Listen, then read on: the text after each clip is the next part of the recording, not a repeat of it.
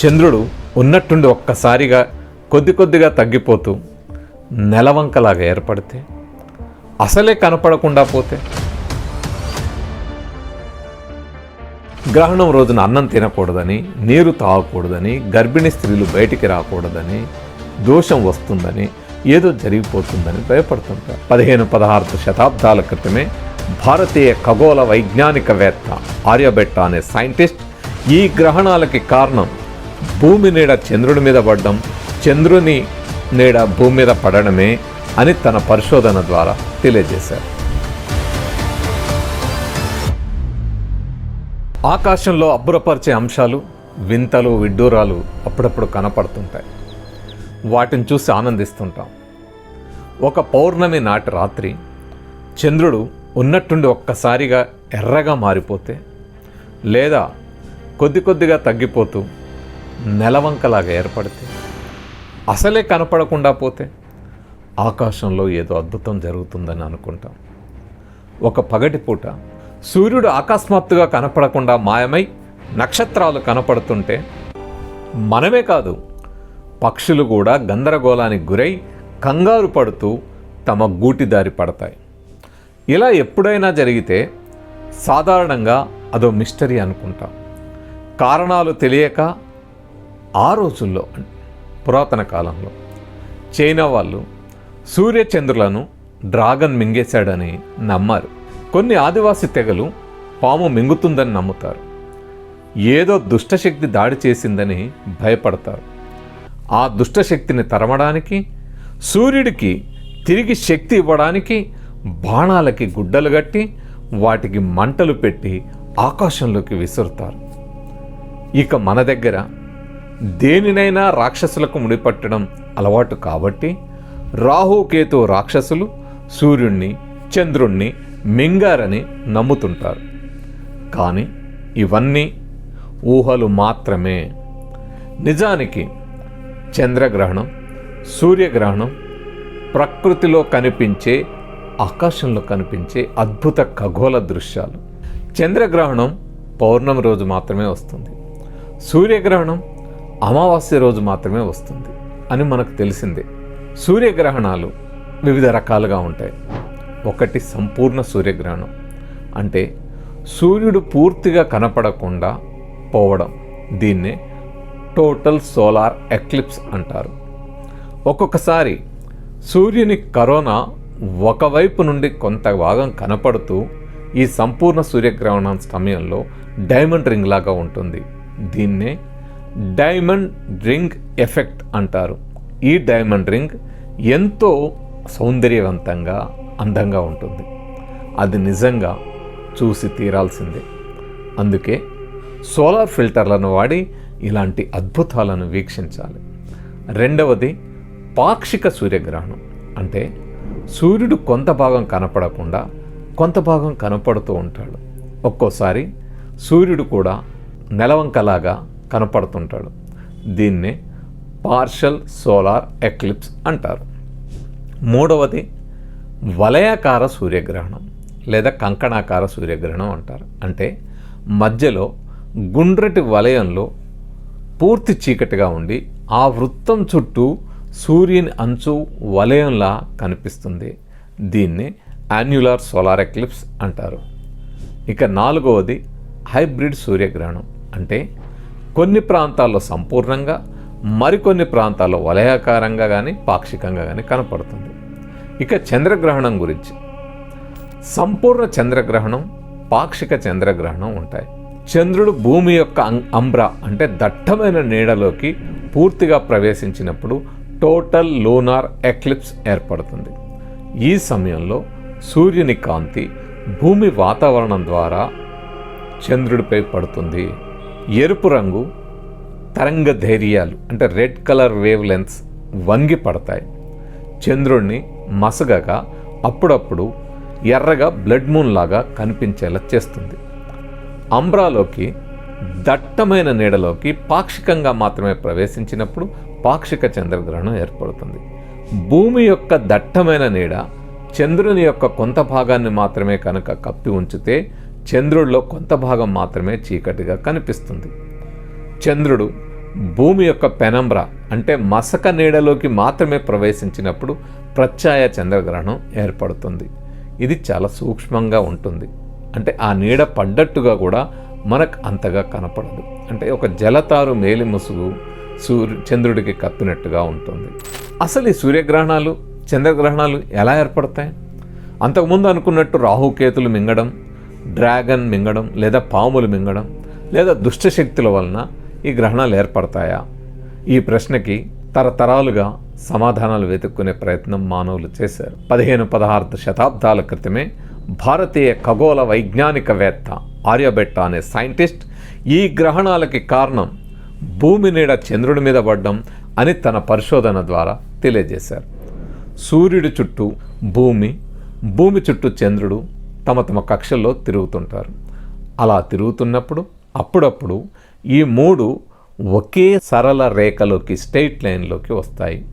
అప్పుడే గ్రహణాలు ఏర్పడతాయి అని ఆర్యభట్ట వివరించాడు. అలా అయితే ప్రతి పౌర్ణమికి చంద్రగ్రహణం, ప్రతి అమావాస్యకి సూర్యగ్రహణం రావాలి కదా, మరి అలా ఎందుకు రావు? ఎప్పుడో ఒకసారి మాత్రమే ఎందుకు ఈ గ్రహణాలు ఏర్పడతాయి? అలా ప్రతి పౌర్ణమి అమావాస్యకి గ్రహణాలు ఏర్పడకపోవడానికి కారణం చంద్రుని కక్ష అంటే మూన్ ఆర్బిట్ భూమి అంటే ఎర్త్ ఆర్బిట్ కంటే 5 డిగ్రీల కోణంలో వంగి ఉంటుంది. ఈ విధంగా ఉండడం వలన ఎప్పుడూ ఒకప్పుడు మాత్రమే ఈ 2 ఆర్బిట్స్ కలుసుకోవడం జరుగుతుంది. అలా కలుసుకునే పాయింట్స్నే నోడ్స్ అంటారు. ఈ నోడ్స్ దగ్గర సూర్యుడు, భూమి, చంద్రుడు ఒకే లైన్లో ఉన్నప్పుడు మాత్రమే గ్రహణాలు ఏర్పడతాయి. ఆ ఒకే లైన్లో ఉన్నప్పుడు భూమికి సూర్యుడికి మధ్యలో చంద్రుడు వస్తే చంద్రుని నీడ భూమి మీద పడుతుంది. కాబట్టి సూర్యగ్రహణాలు ఏర్పడతాయి. సూర్యుడికి చంద్రుడికి మధ్య భూమి వచ్చినప్పుడు భూమి నీడ చంద్రుని మీద పడుతుంది. కాబట్టి చంద్రగ్రహణాలు ఏర్పడతాయి. మరి టెలిస్కోప్ కనుగొని 400 ఏళ్లే కదా అయ్యింది.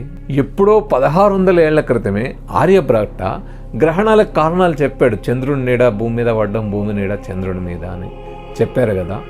100 ఏళ్ల నుండి మన వాళ్ళు పంచాంగాల్లో గ్రహణ సమయాన్ని రాస్తున్నారు కదా. ఆ గణిత పద్ధతులు ఉన్నాయి కదా. మరి టెలిస్కోప్ లేని కాలంలోనే ఎలా కనుగొన్నారు అనే సందేహం రాకమానదు. టెలిస్కోప్ లేని కాలంలో కూడా భారతదేశంలో ఈజిప్ట్, గ్రీక్, చైనా అనేక దేశాల్లో ఖగోళాన్ని పరిశీలించడం అనేది 1000 ఏళ్లుగా చేస్తూనే ఉన్నారు. 1000 ఏళ్ల క్రితమే మానవులు ఈ గ్రహణాలను లేదా ఖగోళ అంశాలను అంటే స్పేస్ సంబంధించిన అంశాలను పరిశీలించడానికి ఆ రోజుకి మనం ఇప్పుడు చెప్పే ఆధునిక ఆస్ట్రానమికల్ అబ్జర్వేటరీస్ లేవు, టెలిస్కోప్స్ లేవు. కానీ ఆనాడే పెద్ద పెద్ద రాళ్లను స్తంభాలుగా నాటి అనేక పద్ధతుల్లో ఖగోళాన్ని, ఈ స్పేస్ని పరిశీలించడం అనేది అంటే 100 ఏళ్ళు కంటిన్యూస్గా జరిగేది. ఉదాహరణకి మనం చూడాలంటే తెలంగాణ రాష్ట్రంలోని ఒకప్పటి ఉమ్మడి మహబూబ్ నగర్ జిల్లా, నేటి నారాయణపేట జిల్లాలోని మక్తల్ మండలంలో ఉన్న ముడిమాల్ అనే గ్రామంలో నిలువురాళ్ళు అని ఉంటాయి. ఈ నిలువురాళ్ళు అంటే ఏమిటి? అక్కడ పెద్ద పెద్ద రాళ్ళని పొడవుగా అనేక సైజుల్లో ఉండే వాటిని తీసుకొని వాటిని నిలువుగా పాతి సూర్య చంద్రుల కదలికలను, చలనాలను, ఎర్త్ మూమెంట్స్ని, నక్షత్రాలంటే స్టార్స్ మూమెంట్స్ని, వాటి నీడలు లేదా వాటి కదలికలను పరిశీలించి వాటన్నిటిని జాగ్రత్తగా రికార్డ్ చేసుకుంటూ స్పేస్కు సంబంధించిన కొత్త కొత్త అంశాలను తెలుసుకునేవారు. ఇలాంటివి అనేక చోట్ల ఉన్నాయి. అలాంటి వాటి ఆధారంగా గ్రహణాలు ఎప్పుడు ఏర్పడుతున్నాయో పరిశీలించి వాటికి ఉన్న ఒక క్రమ పద్ధతిని గమనించి గణాంక పద్ధతులను ఏర్పరచుకున్నారు. వాటిల్లో ఒకటి సారోస్ సైకిల్. సారోస్ సైకిల్ అనేది సుమారు 18 సంవత్సరాల అంటే 18 ఇయర్స్, 11 రోజుల 11 డేస్ మరియు 8 గంటల అంటే 8 అవర్స్ టైం పీరియడ్. ఆ సైకిల్ పూర్తయిన తర్వాత, ఆ చక్రం పూర్తయిన తర్వాత భూమి, చంద్రుడు మరియు సూర్యుడు తమ సాపేక్ష స్థానాలు అంటే రిలేటివ్ ప్లేసెస్లో దాదాపు అదే స్థితికి తిరిగి వస్తారు. ఫలితంగా ఒకే రకమైన గ్రహణం ఏర్పడుతుంది.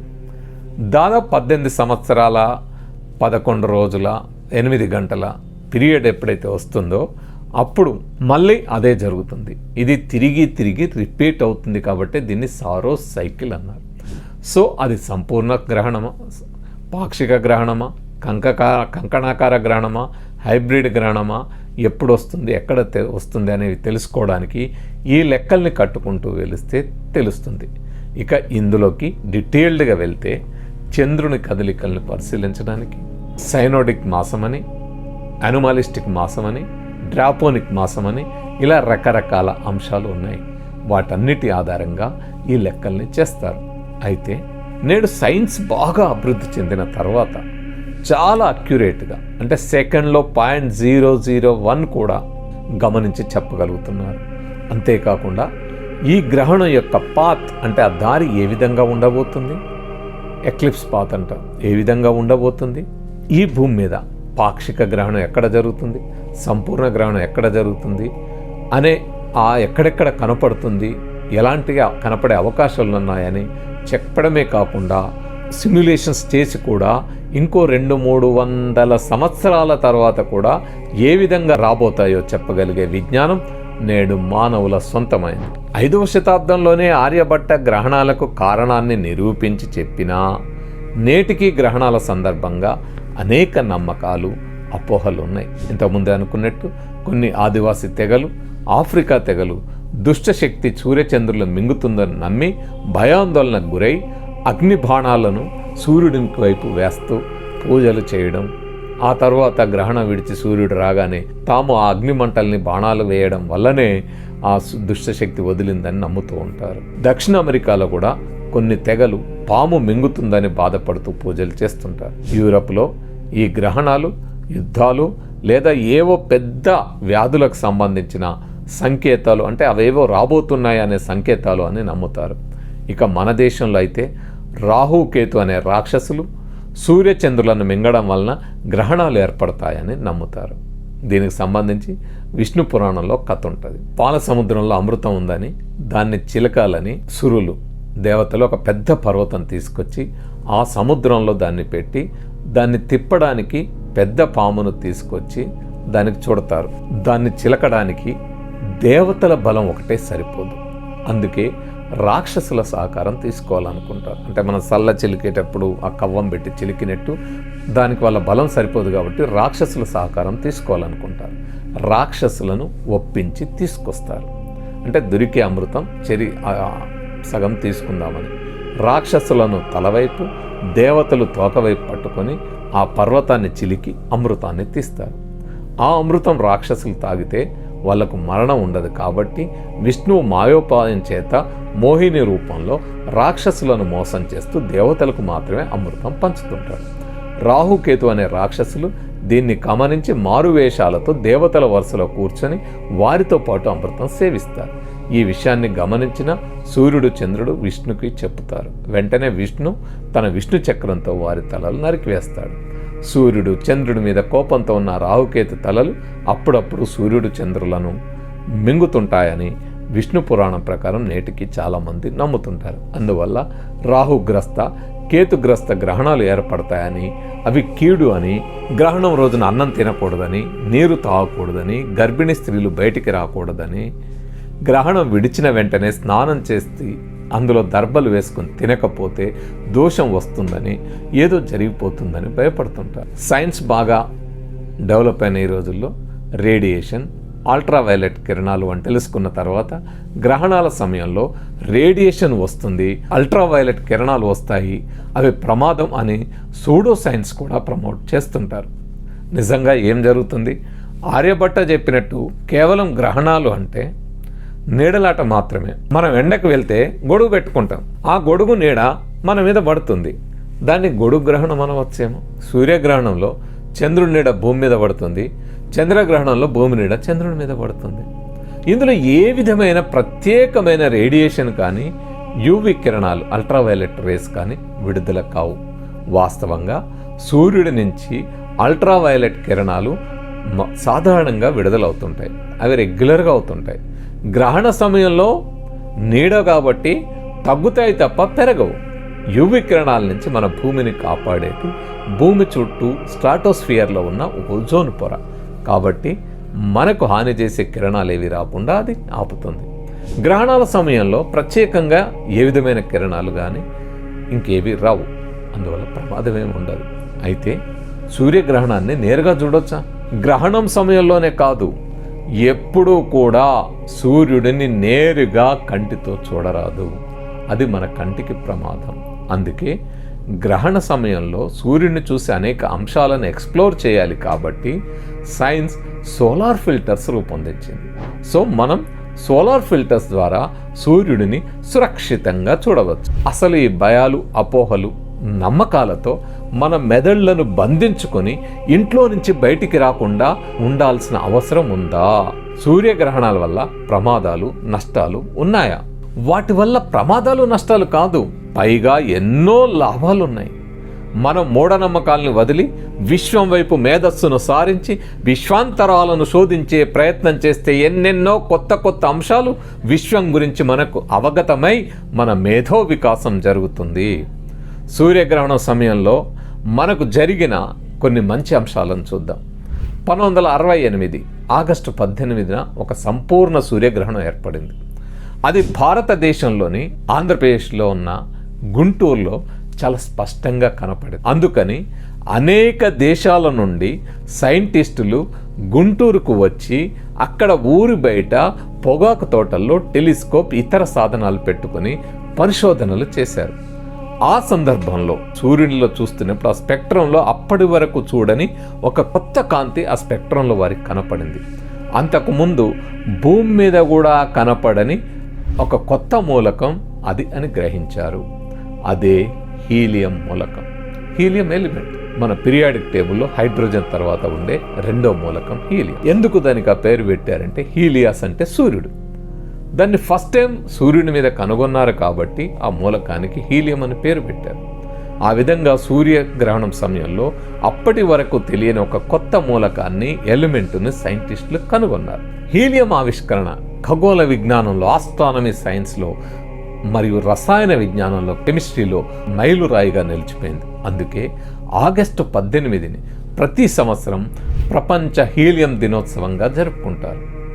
ఇంకొక అంశం, ప్రఖ్యాత వైజ్ఞానికవేత్త, ఫిజిసిస్ట్ ఆల్బర్ట్ ఐన్స్టీన్ సాధారణ సాపేక్ష సిద్ధాంతాన్ని చెప్పారు. దాని ప్రకారం కాంతి కూడా గురుత్వాకర్షణ వల్ల వక్రీభవనం చెందుతుంది, బెండ్ అవుతుంది. గురుత్వాకర్షణ గ్రావిటేషన్ లెన్సింగ్ అంటారు. అయితే 1919 వరకు ఇది ఒక హైపోథెసిస్, పరికల్పనగా మాత్రమే ఉండేది. 1919లో ఒక సంపూర్ణ సూర్యగ్రహణం ఏర్పడింది. ఆ సందర్భంగా వెస్ట్ ఆఫ్రికా తీరంలోని ప్రిన్సిప్ ద్వీపం మరియు బ్రెజిల్లోని సోబ్రల్లో సైంటిస్టులు తమ సాధనాలతో, పరికరాలతో పరిశోధనలు చేశారు. గ్రహణం యొక్క ఫోటోలను తీశారు.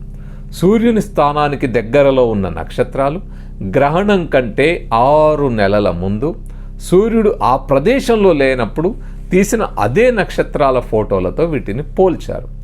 సూర్యగ్రహణంలో తీసిన ఫోటోలలో సూర్యుని దగ్గరగా ఉన్న నక్షత్రాలు వాస్తవ స్థానం నుండి కొద్దిగా బయటకు జరిగినట్టు కనిపించాయి.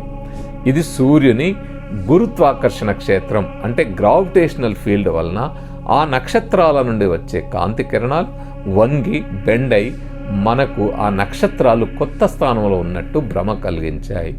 ఈ స్థాన భ్రంశం ఐన్స్టీన్ చేసిన సాధారణ సాపేక్షత, జనరల్ థియరీ ఆఫ్ రిలేటివిటీ సిద్ధాంతానికి మొట్టమొదటి ప్రయోగాత్మక నిరూపణగా అంటే ఎవిడెన్స్గా నిలిచింది.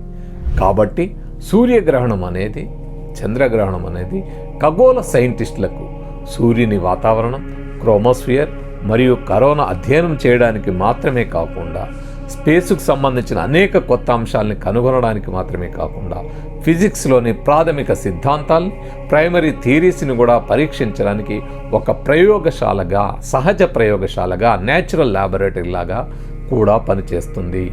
అందుకే సైంటిస్టులు, వైజ్ఞానిక జిజ్ఞాసపరులు ఇంటిలో కూర్చొని తమ మెదళ్లను బంధించకుండా బయటకు వచ్చి ఆ గ్రహణాలను పరిశోధిస్తూ విశ్వానికి సంబంధించిన అనేక కొత్త అంశాలను కనిపెడుతుంటారు.